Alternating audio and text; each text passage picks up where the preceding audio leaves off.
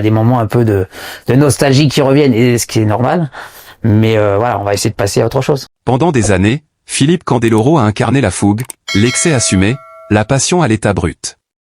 Sur les plateaux de télévision comme dans les arènes sportives, il était ce personnage solaire, presque indestructible. Pourtant, derrière cette image publique, se jouait une autre partition, beaucoup plus silencieuse. Son union avec Olivia Darmon, longtemps perçue comme solide, équilibrée, presque évidente, cachait une réalité bien plus complexe. Car certaines douleurs ne font pas de bruit. Elles s'installent lentement, s'infiltrent dans les gestes du quotidien, dans les regards qui se détournent, dans les silences trop longs pour être anodins. Quand Philippe Candeloro évoque aujourd'hui ce mariage, il ne parle ni de scandale, ni de trahison spectaculaire. Il parle de fatigue émotionnelle, de décalage progressif, de deux trajectoires qui, malgré l'amour initial, ont cessé d'avancer dans la même direction. Il raconte l'effort constant pour maintenir l'équilibre, comme sur une glace fragile, où chaque faux pas peut devenir irréversible. Il confie à demi-mot cette impression de porter un costume trop étroit, celui de l'homme fort, du mari solide, alors qu'à l'intérieur, le doute gagnait du terrain. Ce qui frappe dans son témoignage, c'est la dignité. Jamais un mot plus haut que l'autre.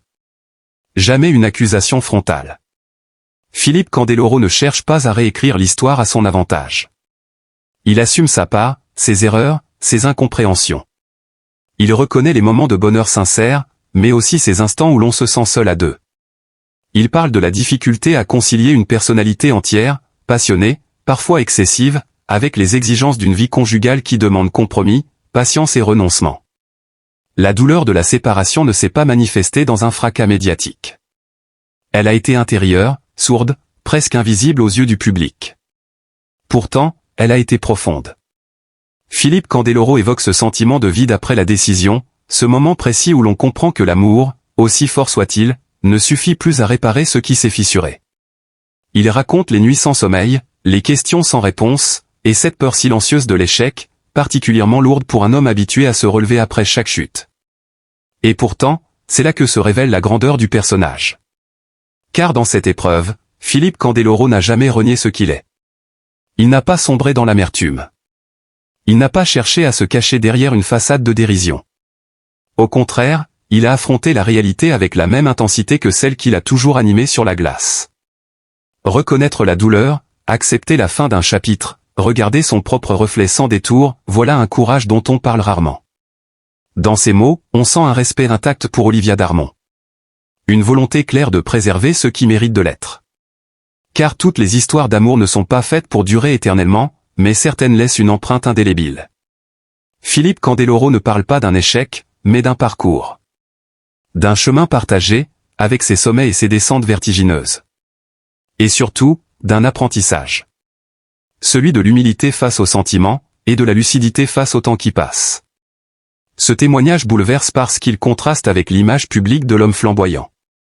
Il rappelle que derrière le champion, il y a un être sensible, capable de douter, de souffrir, mais aussi de se reconstruire. Philippe Candeloro apparaît alors sous un jour nouveau, non pas diminué par cette épreuve, mais grandi. Plus humain. Plus vrai. Sa parole, rare et mesurée, résonne comme un acte de transmission, presque une mise à nu volontaire pour rappeler que la force ne réside pas dans le déni, mais dans l'acceptation. Et lorsque l'on écoute Philippe Candeloro évoquer cette période, une chose devient évidente, il n'a jamais cessé d'avancer. Même lorsque tout semblait figé, même lorsque la glace se brisait sous ses pas, il a continué à chercher l'élan, le mouvement, la vie. C'est cette capacité à transformer la douleur en énergie, le silence en parole, la chute en relèvement, qui force le respect. Philippe Candeloro n'est pas seulement un champion de patinage. Il est un homme debout, fidèle à lui-même, qui ose aujourd'hui regarder son passé sans masque et offrir au public une vérité empreinte de dignité, de courage et d'une noblesse profondément humaine. Mais ce qui rend son récit encore plus saisissant, c'est ce qu'il dit en creux. Les mots qu'il ne prononce pas, mais que l'on devine entre les lignes. Cette solitude particulière que connaissent ceux qui vivent sous le regard permanent du public. Cette pression à rester cohérent avec une image, à ne jamais laisser transparaître la fragilité. Philippe Candeloro admet que, pendant longtemps, il a cru que tenir bon signifiait ne rien montrer. Que l'amour se mesurait à la capacité d'endurer. Une croyance qui, avec le temps, s'est révélée aussi courageuse que destructrice. Il évoque aussi l'après. Ce moment suspendu où il faut réapprendre à vivre autrement. Redéfinir ses repères. Accepter le silence d'un foyer qui n'est plus le même. Philippe Candeloro parle de ce lent travail intérieur, presque invisible, mais essentiel. Celui qui consiste à se reconstruire sans renier le passé. À faire la paix avec ce qui a été, sans chercher à l'effacer. À comprendre que certaines séparations ne sont pas des ruptures brutales, mais des transformations nécessaires. Aujourd'hui, sa parole résonne comme un message universel. Elle dépasse largement le cadre de sa propre histoire. Elle parle à tous ceux qui ont aimé, douté, espéré, puis accepté. Elle rappelle que la vie n'est pas une succession de victoires éclatantes, mais une série de passages, parfois lumineux, parfois douloureux, qui façonnent l'être en profondeur. Philippe Candeloro n'idéalise rien. Il ne dramatise pas non plus. Il dit simplement la vérité d'un homme qui a compris que l'authenticité est la plus belle des élégances. Avec le recul, Philippe Candeloro reconnaît que ce silence intérieur a été l'un des éléments les plus lourds à porter. Non pas parce qu'il cachait une faute, mais parce qu'il dissimulait une fatigue profonde, une lassitude affective que l'on n'ose pas toujours nommer. Il explique que, pendant longtemps, il a cru que le temps finirait par arranger les choses. Que l'usure n'était qu'une phase, que l'amour avait simplement besoin de repos. Mais certaines distances, lorsqu'elles s'installent, ne se résorbent pas d'elles-mêmes. Elles demandent des mots, des gestes, parfois des décisions que l'on redoute plus que tout. Dans son récit, il revient sur ces moments charnières où tout peut encore basculer, ces instants suspendus où l'on sent confusément que quelque chose se fissure, sans parvenir à l'arrêter. Il parle de discussions avortées, de tentatives sincères mais maladroites pour se retrouver, de cette impression persistante de ne plus parler la même langue émotionnelle. Non par manque d'amour, mais par épuisement mutuel. Deux sensibilités qui, peu à peu, se sont mises à vibrer sur des fréquences différentes. Philippe Candeloro insiste sur un point essentiel, la séparation n'a jamais été une fuite. Elle a été une prise de conscience. Celle que rester ensemble à tout prix aurait fini par détruire ce qui restait de respect et d'estime réciproque. Il évoque la difficulté de poser des mots justes sur une décision aussi lourde, surtout lorsque l'on sait qu'elle fera mal, quoi qu'il arrive. Mais il rappelle aussi qu'il existe une forme de loyauté dans le fait de ne pas prolonger une situation qui ne nourrit plus personne. Ce qui transparaît avec force, c'est la lucidité acquise au fil du temps. Philippe Candeloro ne se présente pas comme une victime, ni comme un héros. Il se décrit simplement comme un homme qui a aimé, qui a essayé, et qui a fini par comprendre ses propres limites. Il admet que son tempérament intense, passionné, parfois envahissant, a pu rendre l'équilibre fragile. Il reconnaît aussi que certaines attentes n'étaient plus compatibles. Et cette honnêteté des armes. Après la rupture, il y a eu ce temps du vide. Un temps sans projecteur, sans bruit, sans applaudissements. Un temps où il a fallu se confronter à soi-même, loin des rôles, loin des masques. Philippe Candeloro raconte cette période comme une traversée intérieure. Pas une chute brutale, mais une lente descente vers l'essentiel. Il a redécouvert le silence, la solitude choisie, mais aussi la nécessité de se reconstruire autrement que par la performance ou l'excès. Il explique que c'est dans cette phase qu'il a réellement compris la différence entre être fort et faire semblant de l'être. Qu'il a appris à écouter ses propres fragilités, à les accepter sans les juger. Ce travail, invisible pour le public, a pourtant été déterminant.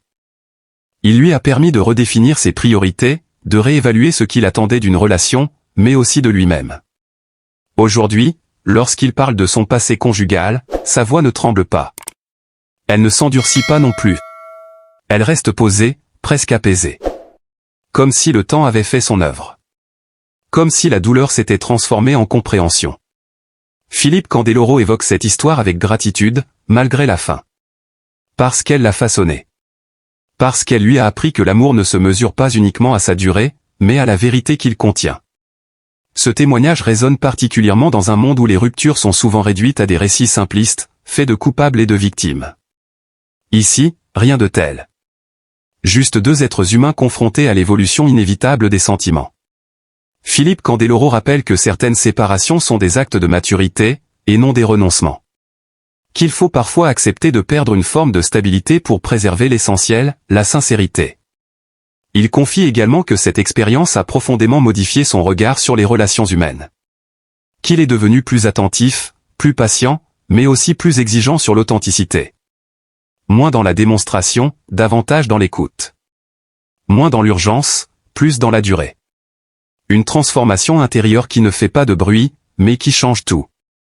Ce qui touche, enfin, c'est cette capacité à transmettre sans moraliser. Philippe Candeloro ne donne pas de leçons. Il partage simplement un vécu. Et c'est précisément cela qui rend sa parole si forte. Elle ne cherche pas à convaincre, mais à éclairer. Elle ne s'impose pas, elle s'offre. Comme une main tendue à ceux qui traversent, eux aussi, des zones de doute et de fragilité. En filigrane, son récit pose une question universelle, jusqu'où doit-on tenir, et à partir de quand faut-il lâcher? Une question sans réponse unique, mais à laquelle chacun est confronté un jour. Philippe Candeloro n'apporte pas de solution toute faite. Il raconte simplement comment, à un moment donné, il a choisi la vérité plutôt que l'illusion, la clarté plutôt que l'habitude. Et c'est peut-être là que son témoignage prend toute sa dimension. Parce qu'il dépasse largement le cadre d'une histoire personnelle. Il devient le récit d'un homme qui accepte que la vie ne se résume pas à des figures parfaites, mais à des équilibres sans cesse à réinventer. Qui comprend que tomber ne signifie pas échouer, mais apprendre autrement. Avec le temps, Philippe Candeloro a compris que certaines blessures ne demandent pas à être effacées, mais intégrées. Elles deviennent alors des repères, presque des balises intérieures. Il explique que cette séparation lui a appris à ralentir, lui qui avait toujours vécu dans l'accélération, dans l'intensité permanente, dans le besoin d'aller plus loin, plus fort, plus vite. Pour la première fois, il s'est autorisé à ne pas savoir. À ne pas maîtriser. À accepter l'inconfort de l'incertitude. Il raconte cette période comme une parenthèse nécessaire, un moment où l'on cesse de lutter contre soi-même. Où l'on apprend à écouter ce que l'on a trop longtemps mis de côté. Les émotions enfouies, les attentes non formulées, les désirs réels, parfois éloignés de l'image que l'on renvoie. Philippe Candeloro admet que le personnage public avait fini par prendre trop de place. Non pas par vanité, mais par habitude. Et qu'il a fallu un choc intime pour remettre de l'ordre entre l'homme et l'icône. Dans cette reconstruction silencieuse, il y a eu des remises en question profondes. Sur sa manière d'aimer. Sur sa façon d'exister dans une relation. Sur cette tendance à vouloir tout donner, tout brûler, parfois au détriment de l'équilibre. Il reconnaît que l'amour ne se nourrit pas uniquement de passion, mais aussi de constance, de douceur, de présence discrète. Des qualités moins spectaculaires, mais tout aussi essentielles. Philippe Candeloro parle également de la culpabilité. Celle que l'on ressent lorsque l'on réalise que, malgré les efforts, malgré la bonne volonté, on n'a pas su préserver ce qui comptait. Il évoque cette culpabilité sans détour, mais sans s'y enfermer. Parce qu'il a compris qu'elle pouvait soit enfermer, soit enseigner. Et il a choisi d'en faire un moteur de compréhension plutôt qu'un poids supplémentaire. Ce cheminement intérieur s'est fait loin des caméras, loin des commentaires, loin des jugements. Dans une forme de solitude choisie, presque protectrice.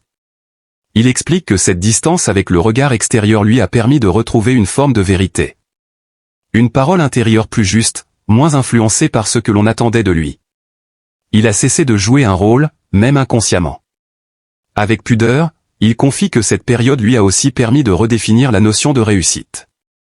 Longtemps associée à la reconnaissance, aux applaudissements, aux performances visibles, elle a pris un autre sens. Réussir, désormais, c'était se sentir aligné. Être en accord avec ses valeurs. Ne plus tricher avec ses émotions. Une révolution intime, mais décisive. Lorsqu'il évoque Olivia Darmon, ses mots restent empreints de respect et de gratitude. Il parle d'une femme qui a compté, profondément. D'une relation qui a existé pleinement, avec sa vérité propre. Il refuse toute simplification, toute relecture à charge. Parce qu'il sait que l'histoire ne se résume jamais à un avant et un après, mais à une succession de moments, parfois lumineux, parfois douloureux, qui ont tous leur légitimité. Ce refus du manichéisme traverse tout son témoignage. Philippe Candeloro insiste sur la complexité des relations humaines. Sur le fait que l'on peut s'aimer sincèrement et, malgré tout, ne plus pouvoir avancer ensemble. Une réalité difficile à accepter, mais essentielle à reconnaître. Il rappelle que l'amour ne garantit pas la compatibilité à long terme, et que l'échec n'est pas toujours là où l'on croit. Peu à peu, cette expérience a transformé sa manière de parler, de se livrer. Sa parole s'est faite plus posée, plus nuancée. Moins dans l'excès, davantage dans la justesse. Comme s'il avait appris à doser, à mesurer, à ressentir avant de s'exprimer. Une évolution qui surprend ceux qui ne connaissaient que le Candeloro flamboyant, provocateur, toujours en mouvement. Aujourd'hui, il assume pleinement cette double identité, celle de l'homme public et celle de l'homme intime. Sans chercher à les opposer, mais en les réconciliant. Il comprend que l'une ne peut plus exister sans l'autre. Que la sincérité est devenue une condition essentielle de son équilibre. Et que le courage ne réside pas seulement dans la prise de risques spectaculaires, mais dans l'acceptation de sa propre vulnérabilité. Son témoignage prend alors une dimension presque universelle. Il ne parle plus seulement de lui, ni même de son mariage. Il parle du temps qui passe, des transformations inévitables, de la nécessité de s'adapter sans se renier.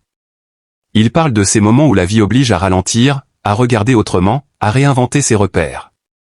Et c'est sans doute pour cela que sa parole touche autant. Parce qu'elle n'est pas dans la justification, ni dans la recherche d'empathie facile. Elle est dans la transmission. Dans l'envie de dire que l'on peut traverser des ruptures sans se briser. Que l'on peut tomber sans se perdre. Que l'on peut perdre une histoire sans perdre sa dignité. Philippe Candeloro ne cherche pas à clore le récit. Il laisse volontairement une part d'ouverture. Parce qu'il sait que la vie continue, toujours. Qu'elle ne se fiche jamais dans une conclusion définitive. Et que chaque fin contient, en creux, la possibilité d'un renouveau. Pas nécessairement spectaculaire. Mais sincère. Authentique. Humain. À mesure que Philippe Candeloro avance dans cette réflexion intime, une idée revient avec insistance, celle du temps. Non pas le temps médiatique, rapide, avide de déclarations et de conclusions hâtives, mais le temps intérieur, celui qui travaille lentement, presque en silence. Il explique que certaines compréhensions ne viennent qu'après coup, lorsque l'émotion s'est apaisée, lorsque les regrets ont cessé de faire du bruit. C'est dans cet espace-là que naît la lucidité véritable. Il confie qu'il a longtemps cru que l'intensité suffisait à tout justifier. Que vivre fort était une preuve d'amour. Mais avec le recul, il admet que l'intensité, si elle n'est pas accompagnée d'écoute et de stabilité, peut devenir épuisante. Pour soi comme pour l'autre. Cette prise de conscience n'a rien d'une autocritique sévère, mais tout d'un constat honnête. Celui d'un homme qui accepte de regarder ses zones d'ombre sans complaisance. Philippe Candeloro parle aussi de la difficulté à se détacher d'un rôle que l'on a incarné si longtemps. Être celui qui fait rire, celui qui provoque, celui qui ne doute jamais. Il reconnaît que cette image, à force d'être répétée, avait fini par masquer des besoins plus simples, plus profonds. Le besoin d'être compris sans s'expliquer. Le besoin d'être aimé sans avoir à briller. Des besoins universels, mais souvent tus chez ceux que l'on croit invincibles. Dans cette période de transition, il a appris à faire la différence entre solitude et isolement. La solitude choisie, dit-il, peut être réparatrice. Elle permet de se retrouver, de faire le tri, de réapprendre à s'écouter. L'isolement, en revanche, est une souffrance. Et c'est précisément ce qu'il voulait éviter en acceptant la fin d'une histoire devenue trop lourde à porter. Cette nuance, il y tient. Parce qu'elle change tout dans la manière de comprendre une séparation. Il évoque également la peur du regard des autres. Pas celui du public, mais celui des proches. La peur de décevoir, de ne pas être à la hauteur des attentes. Philippe Candeloro admet que cette peur a longtemps retardé certaines décisions. Parce qu'il voulait bien faire. Parce qu'il croyait que tenir bon était toujours la meilleure option. Mais il a compris que persister dans un déséquilibre pouvait être plus destructeur que d'accepter une rupture. Ce chemin vers l'acceptation ne s'est pas fait en ligne droite. Il y a eu des retours en arrière, des moments de doute, des tentations de minimiser ce qui faisait mal. Il ne le cache pas. Au contraire, il insiste sur cette réalité souvent absente des récits publics, on ne se relève jamais d'un seul coup. On avance par étapes, parfois minuscules, parfois fragiles, mais nécessaires. Aujourd'hui, Philippe Candeloro parle avec une forme de sérénité nouvelle. Une sérénité qui ne vient pas de l'oubli, mais de l'intégration. Il ne cherche plus à comprendre ce qui aurait pu être différent. Il préfère accueillir ce qui a été. Parce qu'il sait que chaque expérience, même douloureuse, laisse une trace utile. Une trace qui éclaire les choix à venir. Il affirme que cette période a changé sa manière d'entrer en relation. Qu'il est devenu plus attentif aux signaux faibles, à ces petits déséquilibres que l'on ignore souvent par peur de déranger. Plus attentif aussi à sa propre vérité. À ce qu'il peut donner, mais aussi à ce qu'il ne peut plus promettre. Une honnêteté nouvelle, plus exigeante, mais plus juste. Dans cette parole mesurée, il n'y a ni nostalgie excessive, ni amertume cachée. Il y a une forme de paix. Comme si raconter cette histoire aujourd'hui n'était plus une blessure, mais une manière de clore un cycle avec élégance. Philippe Candeloro ne cherche pas à figer le passé. Il le laisse à sa place, comme une étape essentielle de son parcours. Et c'est peut-être cela qui donne à son témoignage une telle force, cette capacité à parler de la fin sans la dramatiser, à évoquer la douleur sans s'y enfermer. À montrer que l'on peut être fidèle à ses émotions tout en avançant. À rappeler, surtout, que la vraie maturité consiste parfois à accepter que l'amour change de forme. Ainsi, loin des projecteurs et des figures spectaculaires, se dessine un Philippe Candeloro plus intérieur, plus posé, mais tout aussi authentique. Un homme qui continue de chercher l'élan, non plus seulement dans la vitesse ou l'exploit, mais dans la cohérence et la vérité. Et cette quête, discrète mais profonde, est sans doute l'une des plus belles qu'il ait jamais menées.